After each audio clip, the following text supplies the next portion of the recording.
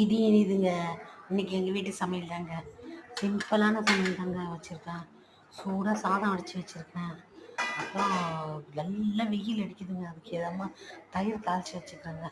இதெல்லாம் கட்டி தயிருங்க, வீட்டில் பரம் ஊற்றுனது. நல்லா தயிர் தாளித்து வச்சுருக்கேன். அப்புறம் சாதம் வடித்து வச்சுருக்கேன்.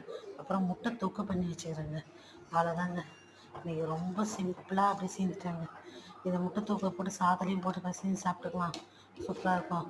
அப்படியே தயிர் சாதமும் தொட்டு சாப்பிட்டுக்கலாம் அப்படின்றதுனால அப்படியே முட்டை தொக்கா பண்ணிட்டாங்க. அவ்வளோதாங்க இன்றைக்கி. கூட வேணால் தயிர் சாதத்துக்கு அப்பளம் இருக்கணும், ஊறுகாய் இருக்க தொட்டுக்கலாம்.